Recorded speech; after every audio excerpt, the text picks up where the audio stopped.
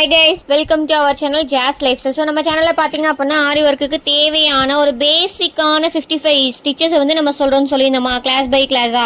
So அதில் நீங்கள் பார்த்தீங்க அப்படின்னா கிளாஸ் 1. ஸோ கிளாஸ் 1ல நம்ம என்ன காமிக்க போகிறோம் அப்படின்னா பேசிக்கான செயின் ஸ்டிச். ஓகேவா, அந்த செயின் ஸ்டிச்சை யூஸ் பண்ணி நீங்கள் நார்மலான குயிக்கான ஒரு சிம்பிள் ஒர்க் ப்ளவுஸுமே நீங்கள் மேக் பண்ணலாம். ஸோ அதுக்கு பார்த்தீங்க அப்படின்னா பேக் ஸ்டிச்னு ஒன்று இருக்குது. ஸோ அது நீங்கள் மெயினாக வந்து போட்டுக்கோங்க. ஓகேவா, ஸோ அதுக்கு நான் என்ன பண்ணுறேன் அப்படின்னா நீடில் பஞ்ச் பண்ணி கீழே த்ரெட்டால் நீடில் சுற்றிட்டு மேலே லெஃப்டில் கொண்டு போயிட்டு அதை நீடில் கீழே பஞ்ச் பண்ணிட்டேன்னா கீழே த்ரெட்டை சுற்றி மேலே இழுத்து அப்படியே ஃபார்வேர்டில் வந்து பார்த்தீங்க அப்படின்னா ரைட்டில் நான் வரேன். ஓகேவா, ஸோ ரைட்டில் நார்மலாக வந்து நீடில் பஞ்ச் பண்ணுறேன், கீழே த்ரெட்டை சுற்றுறேன், மேலே நீடில் இழுத்து லெஃப்ட் டு ரைட்டு. நீடில் பார்த்தா உங்களுக்கு தெரியும். உங்களுக்கு இழுத்துட்டிங்களா, அதே மாதிரி வந்துட்டு நீடில் பஞ்ச் பண்ணுறீங்க, த்ரெட்டை சுற்றி லெஃப்ட் டு ரைட்டு. ஓகேவா, நீடில் பஞ்ச் பண்ணுறீங்க, கீழே த்ரெட்டை சுற்றுறீங்க, மேலே கொண்டு வந்து லெஃப்ட் டு ரைட்டு.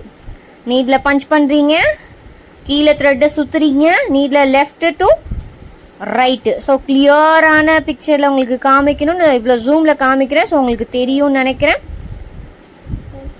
நல்லா பாருங்கள்.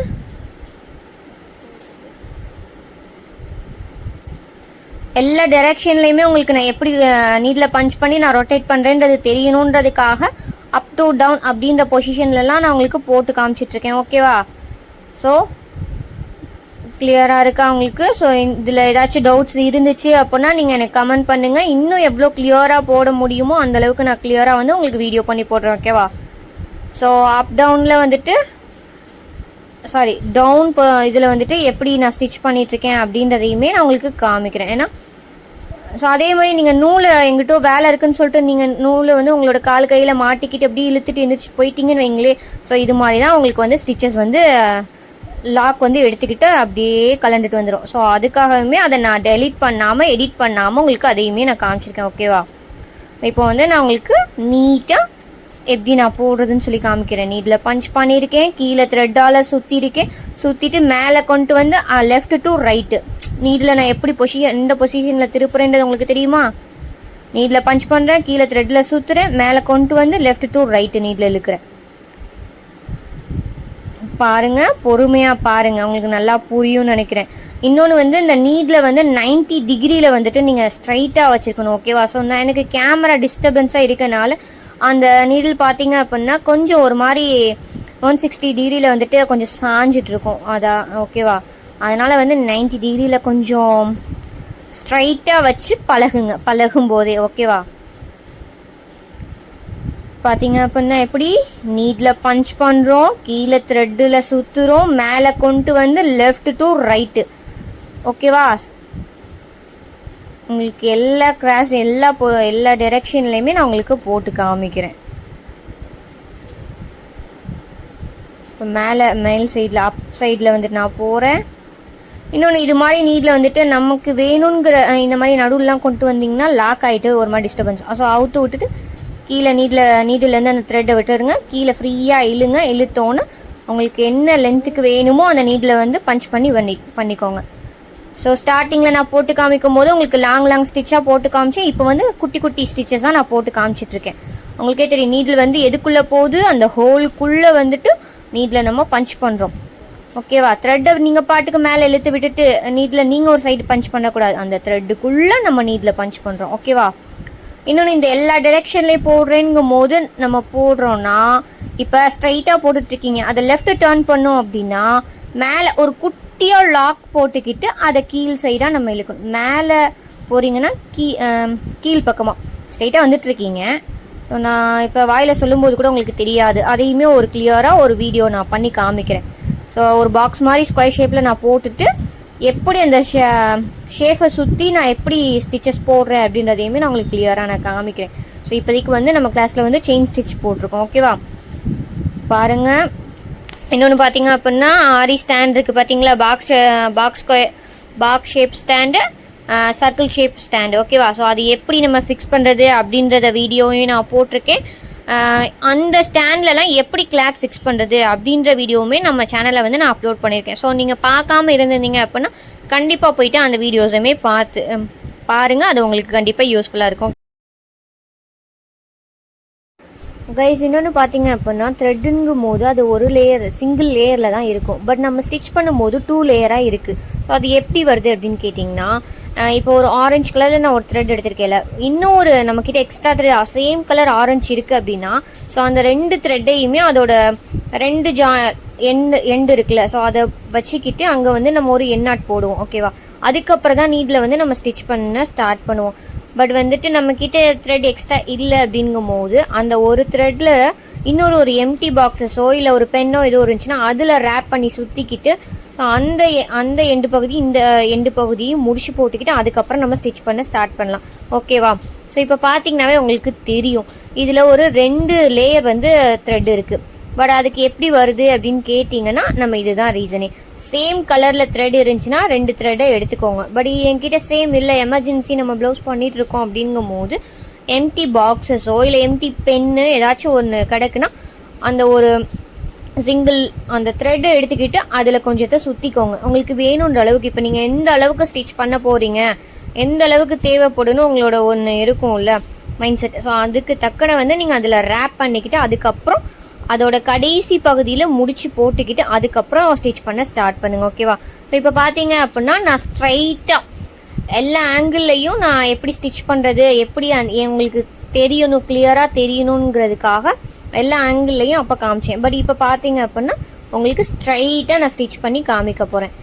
ஸோ 2 த்ரெட் நம்ம யூஸ் பண்ணும்போது அடிக்கு ஒருக்கா வந்து இந்த மாதிரி பிரச்சனைகள்லாம் வரும்.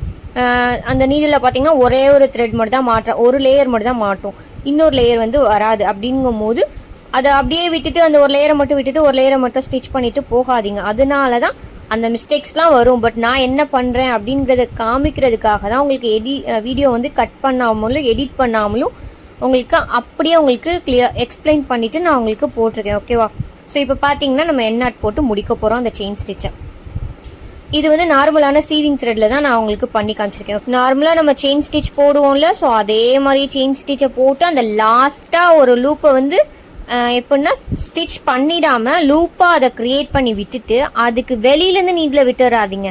அதுக்குள்ளே அந்த நடுவில் உள்ளதுக்குள்ளேயே அந்த ஸ்டார்டிங்கில் வந்துட்டு நீடில் பஞ்ச் பண்ணுறீங்க, கீழே த்ரெட்டை சுற்றுறீங்க, மேலே டைரக்ஷன் அப் டைரக்ஷனில் மேலே இழுத்து லெஃப்ட் ஆர் ரைட்டு மேலே கொண்டு வந்து ஸ்டாப் பண்ணிடுங்க. இழுத்து ஸ்டிச் பண்ணிடாதீங்க. அதுக்குள்ளேயே அந்த செகண்ட் லூப்புக்குள்ளே அந்த ஃபர்ஸ்ட் லூப் தெரியுதா, எப்படி செகண்டில் லூப்புக்குள்ளே அந்த ஃபர்ஸ்ட் லூப்பை நீங்கள் பிடிச்சி இழுக்கணும். பிடிச்சிக்கிட்டு நீடில் இழுத்துக்கிட்டு கீழே உள்ள த்ரெட்டை நீங்கள் இழுத்தீங்க அப்படின்னா ஆட்டோமேட்டிக்காக உங்களுக்கு வந்து லூப் வந்து க்ரியேட் ஆயிரும். ஓகேவா? ஸோ இதுதான் எண்ணாட்னு சொல்கிறது. இன்னும் உங்களுக்கு புரியலை அப்படின்னா அகெயின் ரிவைண்ட் பண்ணி நம்மளோட அந்த எண்ணாட் வந்து போட்டிருக்கேன், கிளியராக ஸ்லோ மோஷனில் போட்டிருக்கேன், நீங்கள் பார்த்து தெரிஞ்சுக்கோங்க என்ன தெரியல அப்படின்றவங்க. ஓகேவா? நீங்கள் பிகினராக இருந்தீங்க அப்படின்னா நார்மலான சீவிங் த்ரெட்டில் நீங்கள் பண்ணும்போது த்ரெட் கட் ஆகாமல் உங்களுக்கு ப்ராக்டிஸ் பண்ண ஈஸியாக இருக்கும். நெக்ஸ்ட் வந்து நீங்கள் சில்க் த்ரெட்டில் ப்ராக்டிஸ் பண்ணும்போது அது இடையில கட் ஆகிட்டே இருக்கும். உங்களுக்கே அந்த கான்ஃபிடன்ஸ் லெவல் வந்து ரொம்ப லோ ஆகிடும். பட் என்ன நமக்கு வராதோ அந்த மாதிரி இதாகிடும். அதனால நீங்கள் ட்ரை பண்ணும்போது ஃபர்ஸ்ட் நீங்கள் சீவிங் த்ரெட்லேயே வந்து அதாவது டைலரிங்க்கு யூஸ் பண்ணுவோம்ல தைக்கிறதுக்கு, அந்த த்ரெட்டை நீங்கள் வாங்கிட்டு அதில் நீங்கள் ஸ்டிச்சஸ் போட்டு பாருங்கள். அது அவ்வளோ சீக்கிரத்தில் உங்களுக்கு கட் ஆகாது, அந்த பிசுறாக வராது. உங்களுக்கு இந்த சில்க் த்ரெட்டில் வந்து அந்த ப்ராப்ளம்ஸ் கண்டிப்பாக வரும். ஓகேவா? அதை ஃபேஸ் பண்ணும்போது ஓகே அப்போ நம்மளுக்கு செயின்ஸ் அந்த ஆரி ஸ்டிச்சஸ்லாம் வராது அப்படின்னு ரொம்ப. பட் ஏன் இதை நான் சொல்கிறேன் அப்படின்னா எக்ஸ்பீரியன்ஸில் எனக்கு அந்த மாதிரி ஃபீல் ஆச்சு. ஸ்டார்டிங் எடுத்த உடனே நான் சில்க் த்ரெட்டில் ட்ரை பண்ணும்போது எனக்கு இது மாதிரி இந்த பாருங்கள் இங்கே பார்க்கும்போது உங்களுக்கு தெரியும் அந்த த்ரெட் வந்து பிசுறாக வரும், இடையில கட் ஆகிக்கிட்டே இருக்கும், ரொம்ப ஒரு மாதிரி டவுன் ஆகிட்டேன். நெக்ஸ்ட் அந்த ட்ரை பண்ணியே ஆகணும் நமக்கும் வரும் அப்படின்னு சொல்லிட்டு அந்த கான்ஃபிடன்ஸ் லெவலில் ஹை பண்ணிவிட்டு நான் ட்ரை பண்ணேன்.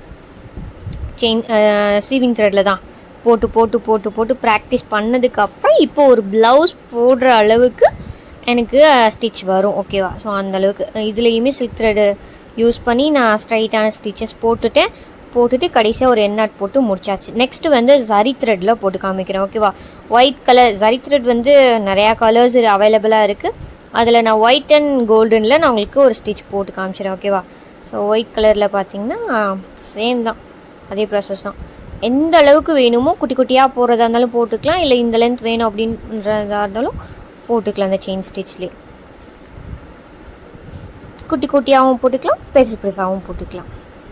ஓகே கைஸ், உங்களுக்கு வந்து இந்த வீடியோ கிளியராக புரிஞ்சிச்சு, இது உங்களுக்கு ரொம்ப பிடிச்சிருக்கு அப்படின்னா நம்மளோட இந்த வீடியோவுக்கு வந்து லைக் பண்ணுங்கள், இதை உங்கள் ஃப்ரெண்ட்ஸ் அண்ட் ஃபேமிலிஸ்க்கும் ஷேர் பண்ணுங்கள். மறக்காமல் நம்ம சேனலை வந்து சப்ஸ்கிரைப் பண்ணுங்கள். உங்களோட ஃப்ரெண்ட்ஸ் அண்ட் ஃபேமிலிஸ் அவங்களையுமே சப்ஸ்கிரைப் பண்ண சொல்லுங்கள். ஓகேவா?